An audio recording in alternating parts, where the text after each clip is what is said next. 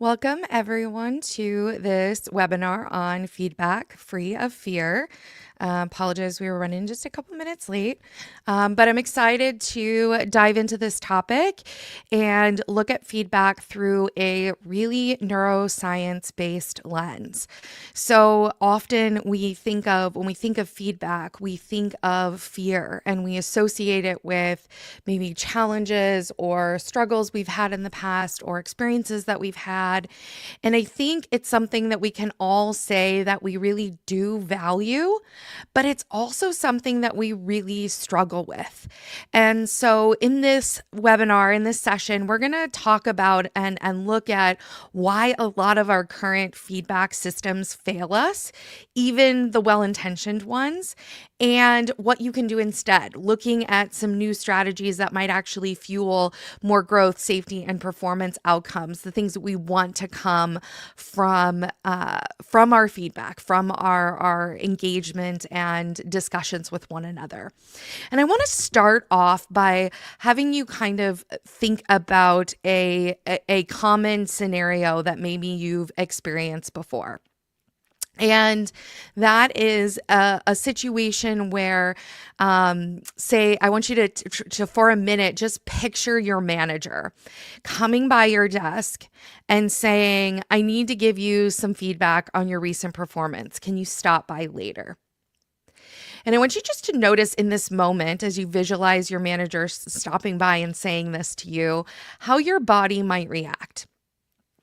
Are there sensations that you feel or feelings that start to come up, or maybe thoughts about, what do they want to talk to me about? What might be going on? What's happening? And I want you to think for a moment about your relationship with your boss, or your manager, or whomever this person is you're visualizing, and how that might be influencing your reaction.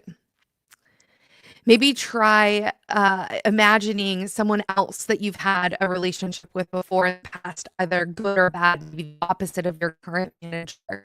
How does that influence your reaction? How does it change thoughts that are in your head, or the feelings that you have, or the experience that you have with that interaction? Most of us will have negative reaction to feedback because we rarely had safe experiences with receiving it. If you imagine different people with different levels of trust and safety, it impacts how you feel about a particular statement. And it doesn't really come as a surprise because we've been giving and receiving feedback all of our lives. Just because we've been doing it doesn't necessarily mean we've been doing well, or that we've been doing it in a way that it can be received, either in a way that we give it in a way that it's received, or that we receive it in a way that we can actually integrate it. And there's a lot of reasons that we don't do this well based on our past patterns, all of experiences, and how our bodies are wired. But before we get into that, I want to highlight some of the challenges that come from all of these other approaches to feedback. And there's a lot of challenges that come out of us giving feedback in a way that isn't helpful or isn't as effective as it might be. The first challenge I want to talk about is the emotional and psychological impact. So when feedback isn't done well, when it lands well, I'm getting a notice that maybe this is frozen, but it doesn't seem frozen to me.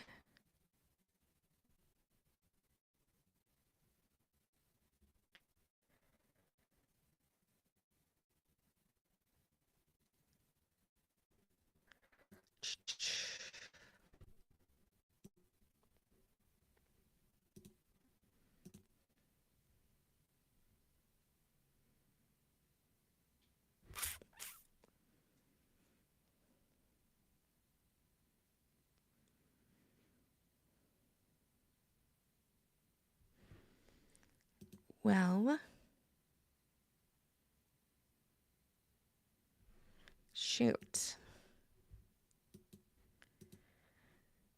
I think we're having a problem with the internet and the Wi-Fi. So here's what I'm going to do.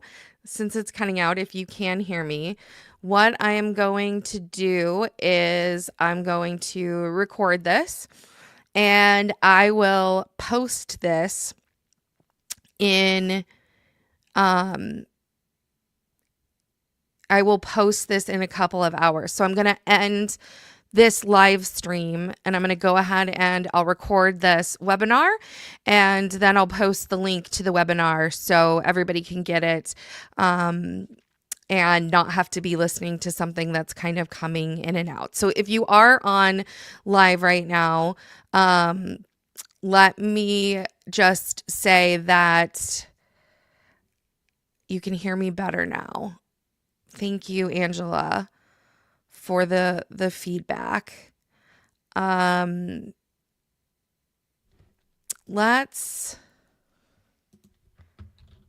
me just check and see if it's better now.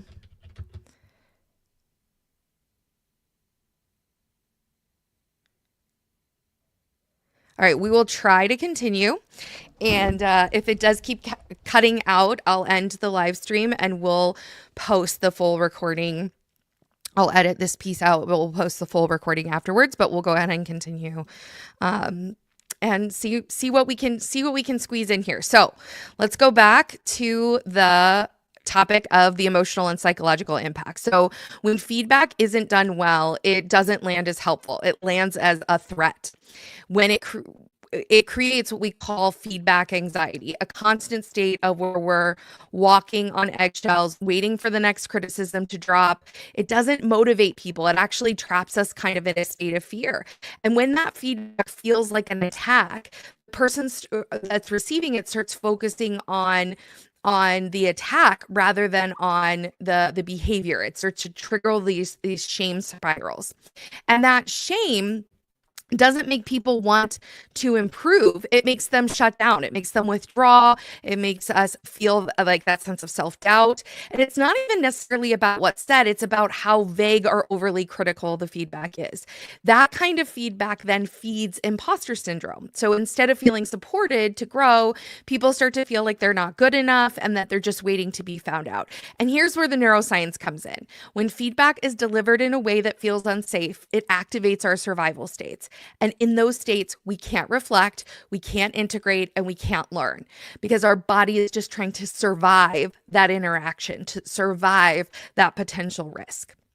The second challenge that feedback causes is communication breakdowns. It doesn't just hurt people's feelings, it can actually break down how we communicate. When it's harsh or uninvited, people get defensive, they disconnect, our walls go up, and instead of building bridges, feedback becomes an actual wedge. It becomes a source of resistance to our relationship rather than a connection to our relationship. If it's vague, it can lead to misinterpretation. People walk away where they feel confused, second guessing what they were supposed to do, unsure if they're even on the right track. I know that's happened to me many times where I didn't even understand the feedback that I was getting. And often feedback is one directional. So it's just me giving you a monologue rather than us having a dialogue or discussion about an experience. So it feels like judgment more than it does like partnership. Like a performance review, it's not necessarily feeling like a relationship. Another challenge is performance and growth challenges. Without good feedback, people stop growing. They get stuck. They stagnate because no one's telling them what's working and what's next. And even worse, when feedback focuses on really small details or people's personal preferences rather than what's like actually matters, what's truly important, it leads to misaligned performance. People end up spending a lot of time and energy on the wrong things. And over time, if feedback punishes risk-taking or vulnerability, people stop innovating, they stop experimenting, they stop stretching because it's not safe to try anymore. It also creates cultural and leadership issues. These patterns don't just affect individuals. They also affect the whole culture. When feedback isn't safe or clear, it starts to erode trust. Psychological safety disappears, and the teams lose the ability to be honest, curious, or creative together. In some workplaces, feedback is used as a weapon. It's cloaked in the word constructive. We've all heard constructive, but it's really about control, criticism, or compliance. And I put those words on the slide because those are so key to think about. If feedback you're receiving is about, or giving is about control, criticism, or compliance, is it really helpful? Is it really growth producing? And many leaders actually avoid giving feedback altogether because they weren't taught how to do it well.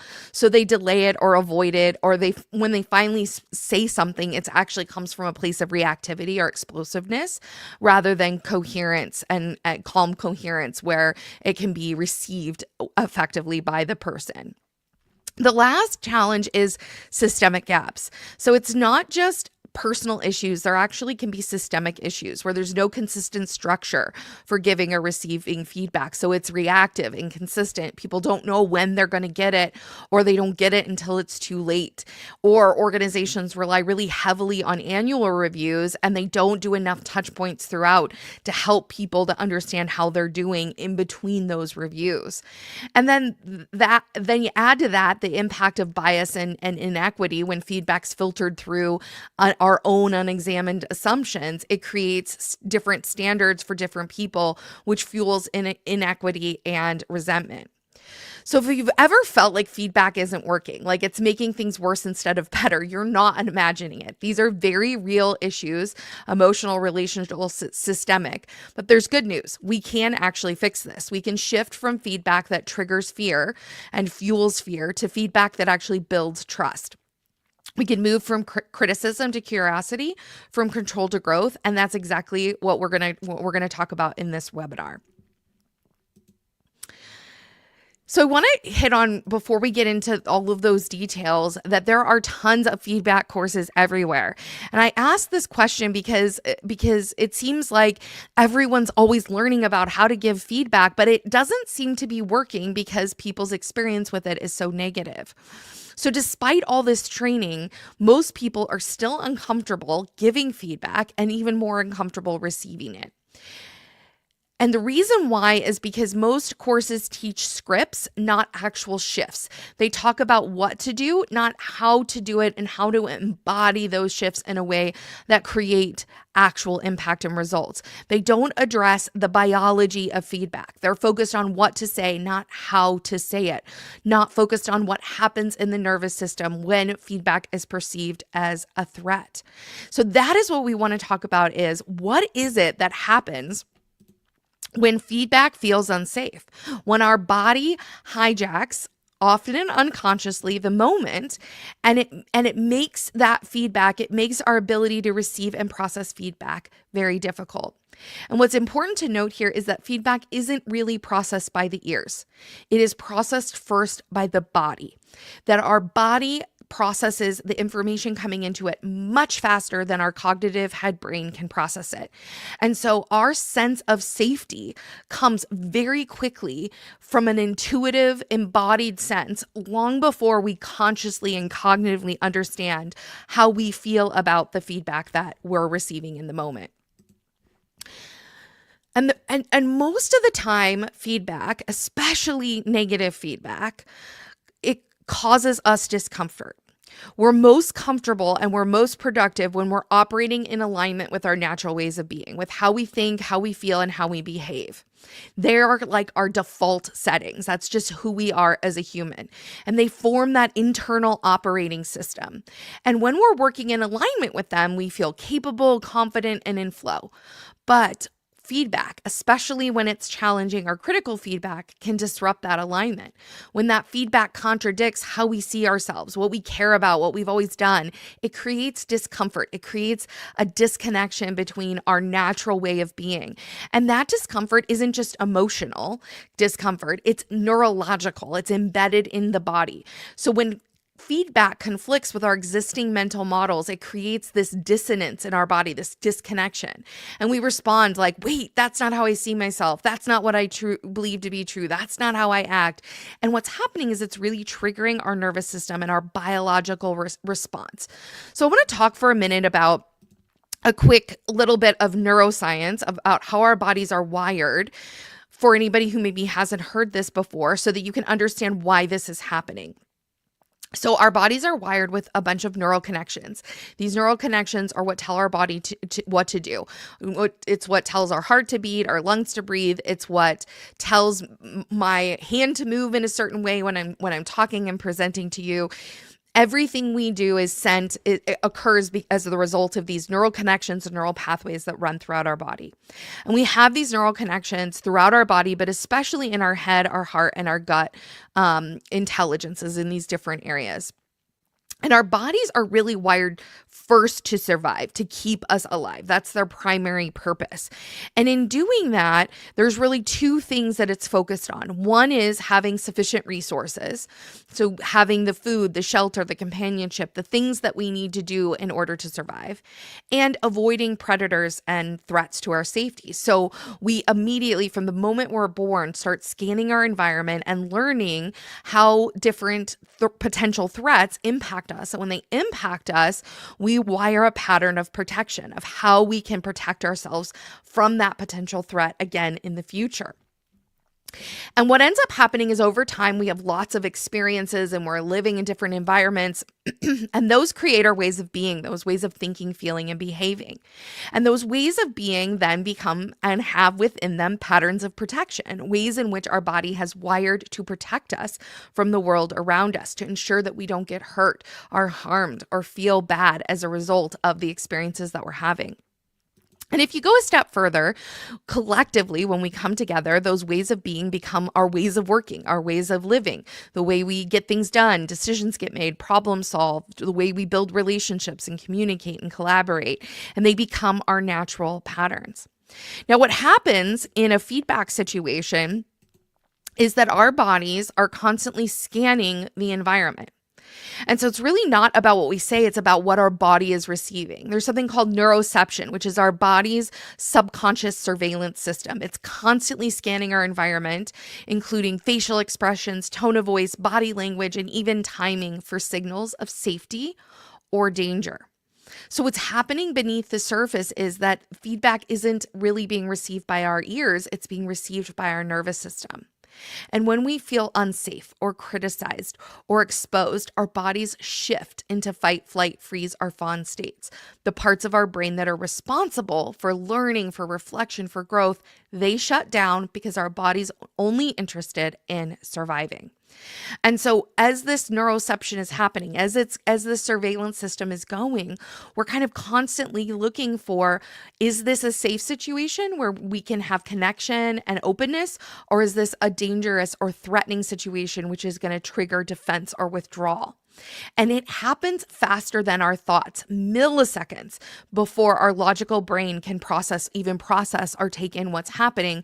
Our neuroception, our nervous system is scanning the environment and is determining what state we need to be in. If you've ever gone into a feedback conversation and immediately had a sense of, oh, this is not going to be good, something is going to be bad here, that is what is happening, or that is what is taking place. And so when this happens, depending upon the cues of the individual in which we are communicating, and depending upon what that individual is saying, it is going to determine how our body responds. So we're going to zoom in on what's actually happening when we're receiving this feedback. Our amygdala scans the environment for threat, the tone, the content, the delivery, and then it's going to trigger that response. And we're going to feel it in our body, like a tight chest and knot in the stomach. Maybe our face flushes. If you've ever had that happen, that I'm prone for that. When I get anxious or into that fight, flight, freeze, fawn state, my face will get red. And so our body starts to respond to the environment based upon whether it's perceiving something as a safe or a threatening situation. And then our nervous system response is going to kick in. It's going to go into a fight, flight, freeze, or fawn state. We're going to talk about these states more in just a minute. So then what happens is we start interpreting the experience through our different brains, through our head brain, our heart brain, and our gut brain. So after neuroception, the first layer where our body is taking in that body-based scan for safety or danger, then everything's going to be scanned through our head, heart, and gut intelligence. How are they interpreting the experience that we're having? And it's going to be influenced by those experiences. It's going to be influenced by whether we're in a fight, flight, freeze state. But when we hear some feedback, our head brain is going to perceive it. It's going to take in the words, tone, and context of the feedback, and then it's going to process it to try to determine its logic, its accuracy, its relevancy. It's going to try to understand it and make sense of it. Is this accurate? Do I understand what they're saying? What changes could I make? What does this matter? How is this going to help me grow or perform? Why is this important? And depending upon its state, it might go into a looping pattern. It might get really fixated. You might start overthinking, misinterpret, or even freeze. Your brain might freeze in the situation. In the heart, it's going to be scanning for emotional tone, trust cues, and connection. So the heart's determining how we feel about both the feedback we're receiving and the person who's giving it to us. How does this make me feel? Do I feel embarrassed or grateful, ashamed or supported? Do I believe that they have my best interest at heart? Is this criticism or is this care? We're gonna tune into, do we trust this person? And then we're going to weigh it against our values. Does this feedback align with what's important to me or with what matters to me? And if we're dysregulated, if our body's in a fight, flight, freeze state, we might feel hurt, we might disconnect, we might start to become guarded, we might withdraw or react in a defensive way, and we may feel emotionally unsafe. And then finally, it's going to go through our gut brain, and our gut's going to digest it all. And it's going to evaluate whether the feedback fits with our core identity, with who we are, and whether it feels safe or threatening, whether we're going to be motivated to act on it or not. So we're going to be asking, like, is this who I am? Does this challenge how I see myself? Is this feedback putting me at risk? Is it putting me at risk of failure, judgment, or rejection? And then based on all of that, our gut is going to decide, will I use this feedback to grow or protect myself from some perceived threat or harm? And so if the gut is dysregulated, we're going to feel unsafe, maybe ashamed or triggered. We may resist, fawn, or impulsively comply without really being aligned with the information that we're receiving or the feedback that we're getting. And all of this that's going on, as this is going throughout all of our different brains, is happening instantaneously. And all of these thoughts are running through our minds, and it's processing, what is this feedback mean to me? Is it relational? Is it regulated? And is it real? Or is it a threat? Is it a threat that's going to potentially put me at risk? And then based upon our current capacity, our current level of consciousness and capacity, our state of regulation and self-awareness is going to determine whether we receive the feedback openly or defensively, whether we connect it to growth or threat, or whether we act on it constructively or shut down. The more conscious we are, the more aware we are of the sensations in our body, the emotions, thoughts, feelings that are going on as we're interpreting that feedback, the more likely we're going to be able to shift into a growth producing state. But the less self-aware we are, or the less capacity we have, if we're already stressed out, if we're already exhausted, if we're already overwhelmed, the more likely that feedback is to land as a threat. The more likely that feedback is to be perceived as a potential risk or something that could harm us. Now, when it comes to this type of feedback and the fight, flight, freeze states that our body can end up in, they look a little bit different depending upon the person's situation. So maybe you've experienced people who are yourself argue or debate feedback immediately, blame others or deflect, challenge authority or the process, become aggressive or dismissive, or even retaliate. Maybe they change the subject, nod and say okay, but don't address it, avoid check-ins, go silent in meetings, or even quit a job. Maybe there's a blank expression, silence, short answers like okay or sure. Maybe they avoid eye contact or forget what was said, or maybe even failing to follow through. Or maybe they're over apologizing. They're immediately agreeing, even when they're unsure, taking on extra work, hyper compliant, asking for reassurance or validation. And these are all examples of fight, flight, freeze, or fawn states. When people have shifted into these states, they're no longer in a coherent state, a state where they're open and balanced and able to receive the feedback and integrate it effectively. One way I like to think about this is if it's like a dial and we're trying to tune into the balanced and coherent state at the top of this dial. And when we're in that state, then we're in an ideal state for receiving feedback.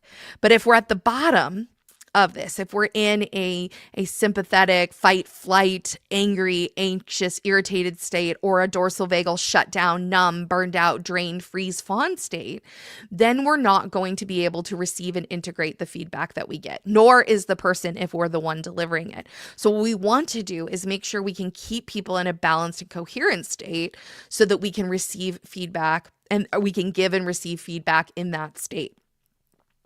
Now, I have a series of examples that I'm going to hit on the fight one, but I have these for flight, freeze, and fawn also. They're going to be included in a giveaway that I'll offer at the end of the webinar that you can grab. It's going to be in our free library. But there are different types of situations that trigger these different responses when it comes to feedback. When it comes to fight, here are some examples. So anytime there's an absolute or an extreme, you never listen during meetings, you always miss deadlines. These are going to feel like attacks on identity rather than behavior. People will feel misunderstood, judged, or shame. It's going to activate a need to defend our character. Surprise ambushes. Anybody ever experienced these? Can I see you real quick? I need to talk to you about your performance. It's kind of what we started with. This is going to trigger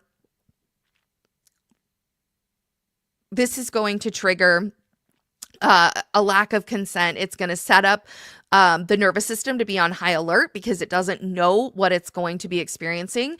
And so when the tone signals danger, it's going to be a trigger for a fight response. Judgment masquerading as feedback. You don't just you're just not leadership material. You don't care about this project. This kind of feedback lacks empathy, specificity, and safety. And so it feels like evaluation rather than support. And then finally, power-loaded language. I'm the one who decides what's acceptable here. I expected more from someone in your role. These are statements that the nervous system is going to interpret as a dominance display, not collaboration. And so it's going to activate your protective fight response, especially if there's a history of shame or power struggles. So these are some examples of triggers that can occur and trigger a fight response.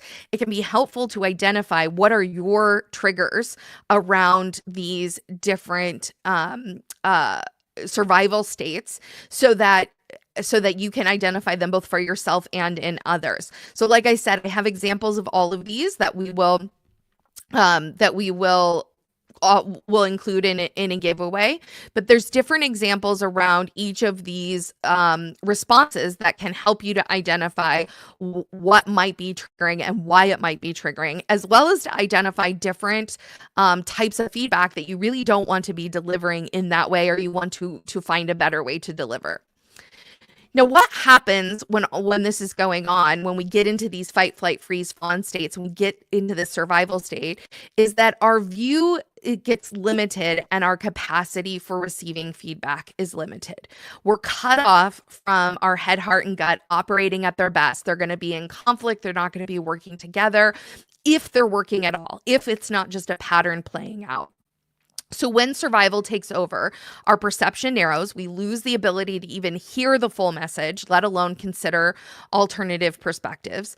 The feedback is interpreted through a lens of threat rather than growth. So nuance, intent, and context get lost. We just start to feel like, oh, they're criticizing me. I'm in trouble. This must mean I'm failing. Our emotional trust starts to erode. So we have a sense or fear of fear, shame, or defensiveness that override our connection. Instead of building understanding, it becomes a trigger for protection, withdrawal, or blame. They don't care about me. I can't trust how this is being said. And then that's going to fragment our action. People respond from survival rather than strategy. They react impulsively, shut down, or overcompensate, often to avoid pain rather than engage in meaningful change. Just tell me what to do so I don't get in trouble. I'll fix it. Don't be mad. So then we shift into these states when the nervous system is perceiving this feedback as unsafe. It doesn't matter how clear or constructive it is, it's not going to land. Real feedback requires more than just clarity. It also requires connection, regulation, and trust. And when this happens, I think what can be really helpful to understand or make note of is that our different head, heart, gut intelligences aren't going to be operating at their best. So instead of our head being creative, our head is going to have a narrowed view and perspective. It's going to be rigid and be more likely to spin. It's going to misinterpret feedback as a threat to competence or control. It's going to shift from being a reflective meaning maker to a fear-based analyzer, where it's going to fall into looping, defending, or shutting down insight. The heart brain gets flooded with emotion, so it's going to struggle with compassion. It may shut down completely, disconnect from empathy, values, and relational trust, and it moves from openness to protection, fearing that it's going to be rejected or might get disapproved. And then the gut suppresses our courageous action. It may freeze or react impulsively. It may undermine wise, grounded action and shifts from a centered courage to raw self-protection, guarding our identity and safety at all costs. So what happens is, instead of receiving feedback as a tool for growth, our system begins interpreting it as a threat, judgment, or test of worth. And in that state, no amount of well-crafted language or structured technique can make the feedback feel safe. So this is why the body becomes so critical. Our body is going to determine how we receive the information and whether that information integrates in a way that it can help us, or whether it can harm or even potentially create disconnection in the relationship. And this is really the difference between unconscious and conscious feedback, whether it's reactive, automatic, emotionally driven, or whether it's responsive, deliberate, clear, direct, rational. These are the differences that come into play. And so what we really need is to bring a sense of consciousness, awareness to present moment awareness, and coherence to feedback. It's not that feedback doesn't land or gets distorted, not because people don't care, but because their body says no and their brains start protecting, not processing. How many times have you either given or received feedback that the other person wasn't able to do anything with, or you weren't able to do anything with? This is why. And so we've got to become aware and present, and then also coherent. How do we bring our body back into a regulated, balanced state where our multiple brains are aligned and working together?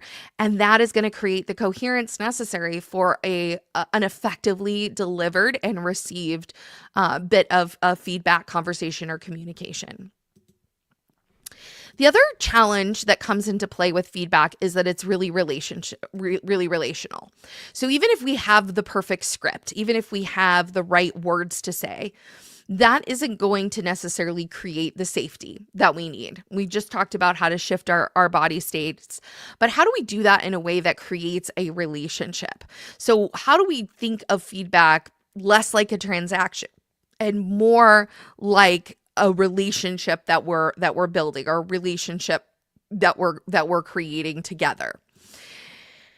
And when we think about it in this way, when we approach feedback in this way, we're approaching it from a relationship rather than a task-based perspective. So instead of it becoming a checkbox, something we have to deliver. I always think of performance improvement plans or performance reviews. We want to think about it as an opportunity to build the relationship, to deliver the message in a mutual two-way relationship that allows a person to feel seen, safe, and supported.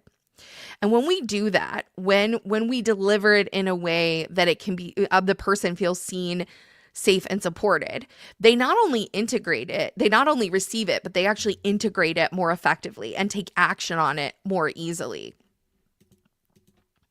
So let's talk just a little bit about the physiology of connection. Connection starts in the body. We've talked about the nervous system and about how our body is relating to the other person, how our nervous system is signaling safety or threat. And so when we're coming in and we have eye contact and facial expression and vocal tone and body posture and even breath rhythm, that is all going to create a sense of safety, a sense of authenticity. And that is going to allow somebody who feels seen, heard, and safe in your presence to lower their defenses. You can breathe deeper and they feel felt. This is called attunement. This is matching another person's emotional and physiological rhythm with care and precision. When we do this, when that happens together, we're able to co-regulate and actually create the connection necessary for the feedback to be felt and received by the person. Now, it's important to note here that when we're carrying a lot of stress, when there's a lot of stuck stress in our body, it lowers our ability our tolerance for or sensitivity to perceived threats. So what that means is we're more likely to perceive even neutral messages as negative messages. If you've ever experienced somebody snapping at you when you thought you were saying something nice or you were just dropping a casual comment, you weren't really even trying to provide feedback, this is an example of that. If people have a lot of stress that they're carrying on or they don't have capacity to receive something in the moment, they may perceive something that isn't a threat as a threat and react in a fight, flight, freeze, fawn type of response. So what we want people to do instead, what we want to do to create this relational experience is we want people to be in a regulated, socially engaged state. That's what we call ventral vagal, a conscious, coherent, and connected response. We call this our C3 conversation, where we're in a place of safety, connection, and presence. And in order to do this, we have to be in this state, we have to feel emotionally safe and grounded. We have to feel like we can connect, communicate, and collaborate easily. We have to have access to all of our cognitive and emotional capacities. We have to respond with challenges with curiosity and flexibility. And we can reflect on feedback rather than reacting to it. So this is the state we want to be in when we're both giving and receiving feedback. And what it looks like is open facial expressions, relaxed shoulders, a steady breath, warm eye contact, and a soft tone, active listening and thoughtful responses, the ability to both give and receive feedback with care, and a sense of compassion for yourself and others.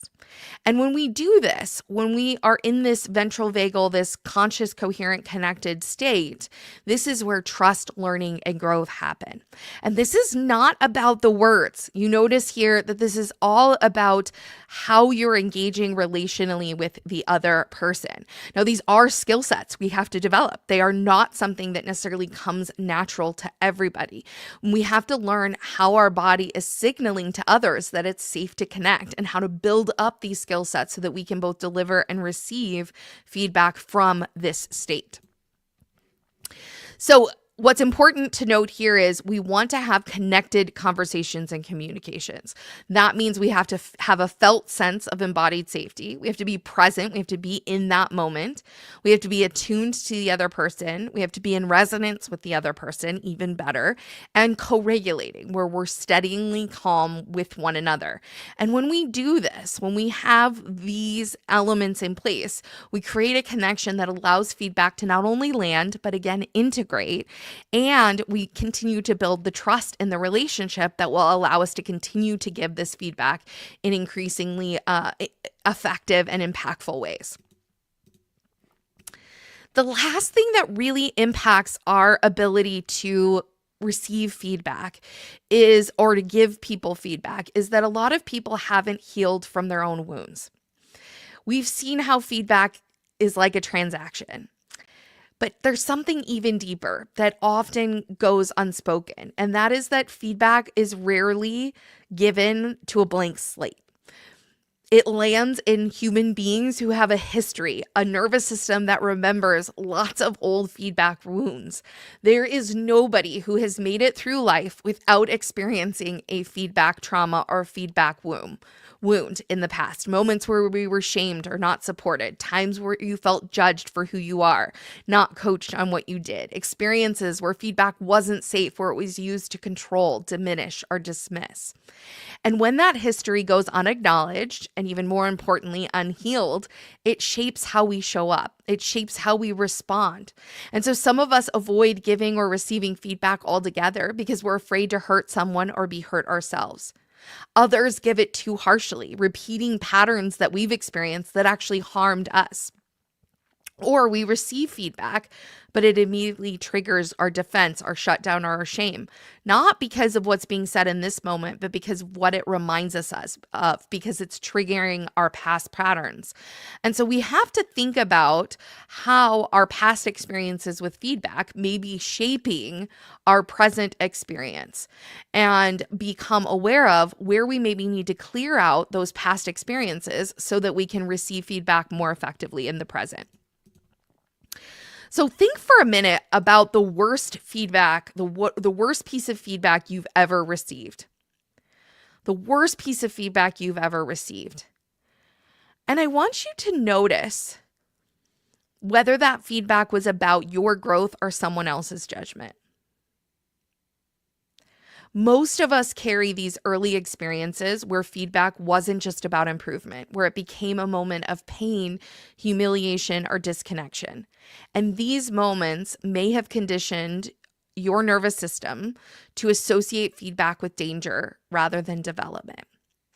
And so what's important here is that oftentimes the worst piece of feedback that we've received was not the most helpful, not honest, but it was something that was vague, probably public, and it cut at who you are instead of what you did.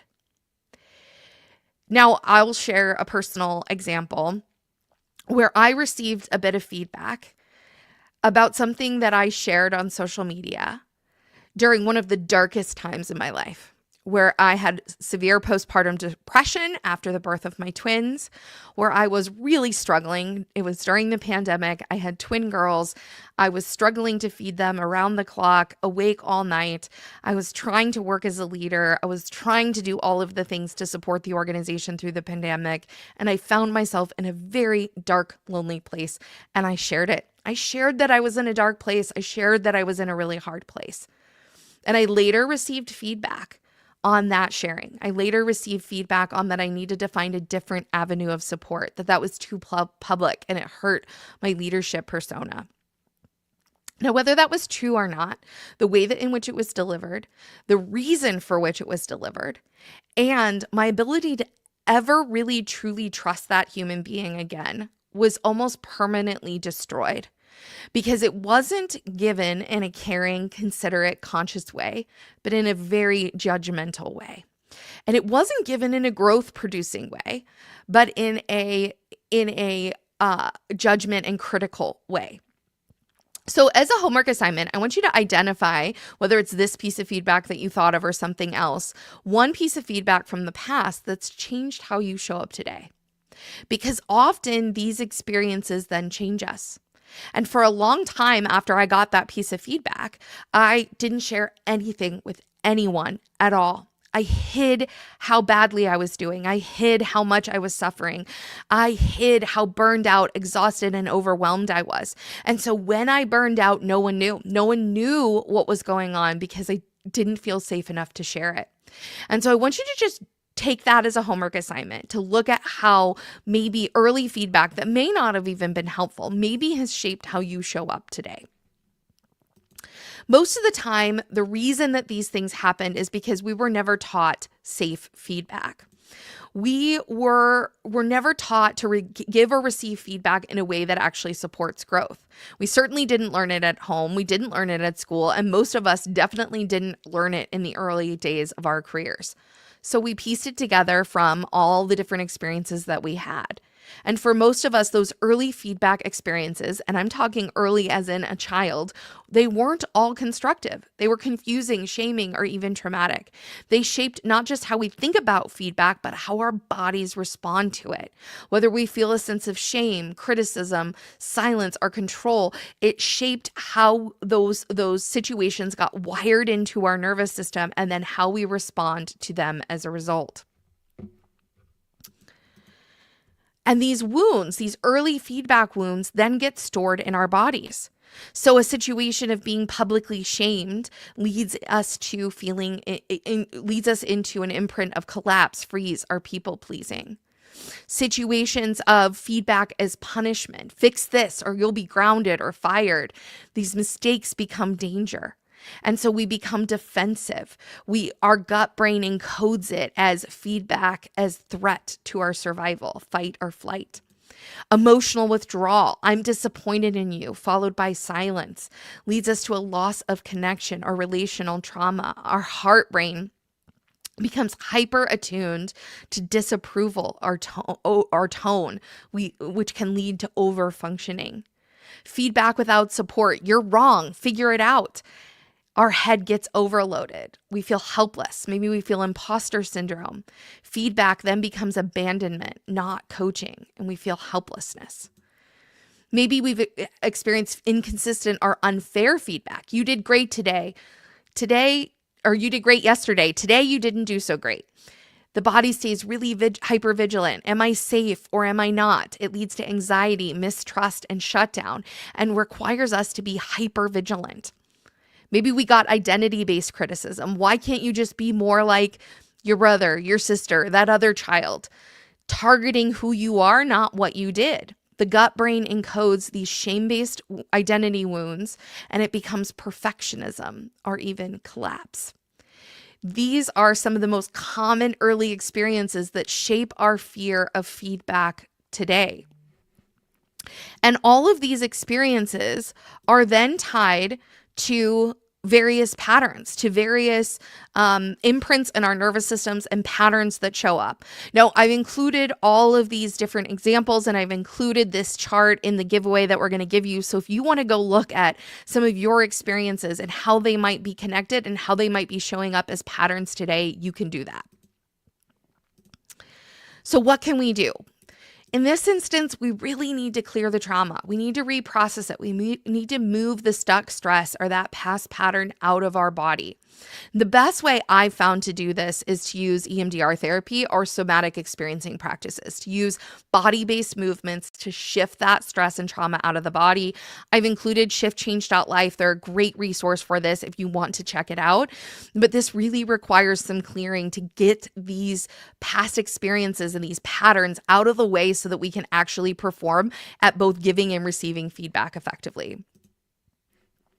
Finally, the most important thing is that feedback requires embodiment. It's not just knowing how to give feedback, it's embodying it in a way that people can receive it and embodying it in a way that we can integrate it. And so we need to build the skill of feedback, not just the knowledge of how to do it. We need to build it into our bodies because feedback is really not about cognitive understanding. It's about embodied practice. It's not about memorizing the script, but it's about learning how to shift your body into a regulated state so that you don't default into old habits of freeze, defend, avoid, sugarcoat, overcorrect with control. And so we really need to look at how do we create embodied practice? How do we create opportunities for this practice so that we can rewire those past patterns?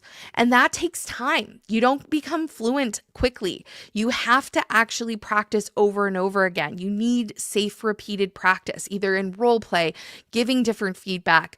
And that's how your body will learn how to breathe instead of brace, pause instead of react, stay curious instead of trying to control the conversation or the output. We also need to be really aware of capacity and whether we or the person that we're giving feedback to has capacity for feedback in the moment. A lot of times we don't have the physical, emotional, mental, energetic, cognitive, we don't have the capacity that we need for feedback to land and be integrated. I talked about if we're carrying boulders of stress that are perceived, the perceived threat is our tolerance for it is lower. This plays into that. So we have to make sure that we have room for it to land. We have to help people to get the capacity that they need first so that they can integrate it. Now we've got examples again of ways in which our capacity can be challenged. And individuals' capacity can be challenged in our guide around feedback. So you can check that out. So you can go deeper into how do I know if I or someone else has the capacity and what can I do about it? If you still feel like you're struggling with feedback, it's not a failure. It's a gap in this embodiment. You have to put in the effort to practice this. And most training doesn't build in the opportunities to practice this type of embodied feedback. It is more about how to craft the message than it is about how to deliver it really effectively. And the only way that the body can learn that, the only way that those neural pathways get rewired is by physically feeling it and doing it. So, in conclusion, I want to hit on that it's really important that we look at how we're going to upgrade our approach to feedback, not just as individuals, but as organizations. What if feedback wasn't something we dreaded, but something we actually craved? What if when feedback became the moment that we actually feel the most seen, supported, and stretched, not shamed or judged, where we feel connected and we feel positive about the potential for that feedback to positively impact our performance, to help to enhance our performance. And so this is not about giving constructive criticism. It's building a culture of performance partnership. It's about feedback becoming a relational act, not a review, a regulated conversation, not a confrontation, and a tool for real growth, not control. This isn't just a theoretical shift. It's a neurologically aligned with how humans actually grow and develop. So when we think about feedback moving forward, I want you to think about it not as an evaluation, but as a calibration, as a process of adjusting our trajectory. Think if you're looking at a map and you're on a journey with other people, how do we work together to calibrate to make sure that we're moving together in a way that keeps us on the same page, that keeps us on the same journey together, getting to the same place together. We have to look at it through a lens of how do we create this alignment and how do we calibrate with one another so that we can perform at our best collectively. Now, when I teach this in our workshops and in our success systems and done for you starter kits and systems, I talk about 4 elements of exceptional feedback. And we've talked about these. We've hit on each of these: the conscious and clear purpose, the currently relevant and timely, the coherent delivery, and the collaborative and connected conversation. These are the elements of exceptional feedback and really exceptional conversations that are conscious, coherent, and connected, filled with creativity, compassion, and courage. And that is what we want to be experiencing when it comes with feedback. If we do that well, we can experience feedback without fear. We can experience feedback that lands, feedback that integrates, feedback that helps us to grow and develop and continue to progress in our performance journey. And when we do this, we end up experiencing really coherent and conscious feedback. Our view is expanded, our head is creative and innovative, our heart is compassionately connected, and our gut courageously takes action. We ask those curious questions, we adjust our perspective, we don't get defensive, we build up the trust between us in our relationships. We understand why that feedback's important. We are not only that, but we're willing to act on it. We're willing to act on it and take ownership with it. It's what helps us to create greater resilience even when we're challenged rather than reacting. It's what helps us to embody wise, courageous action even when we're existing in environments of uncertainty. And so if we can do this well, we really create the opportunity to experience feedback in an exceptional way. Now, if you want to learn more about this approach, if you want to dive into some of our workshops or some of our tools, you can join our performance partner community. You can participate in our live workshops where we dive into these and we actually do the practice of embodying these techniques and these approaches. And you can, if you clip that QR code, you can go check out our performance partner community. It's a great opportunity to gain support and get into some of our resources. And because we believe it's so important to always offer resources free and try to make things available so we can help make this a more exceptional world, to help make this have you have more exceptional experience on your performance journey. We also have a huge free resource library. And we put resources like the guide I've been mentioning here, which we will put in that free resource library. So if you want to get that free resource, go ahead and go to that QR code or go to our website, subscribe. And you will get our full library. You can download our app if you want, so you can access it anywhere, or you can go to it online, and you will see that in our list of guides. You will see the 4 states of survival as it relates to feedback, and it'll give you a lot of this information around trauma and capacity and what to do, and give you a quick start guide for how to get started with feedback that is more effective and that doesn't create fear, that is actually free of fear. So I appreciate any of you who joined today. I appreciate you for checking out this webinar, whether you watched it live or whether you watch it later on.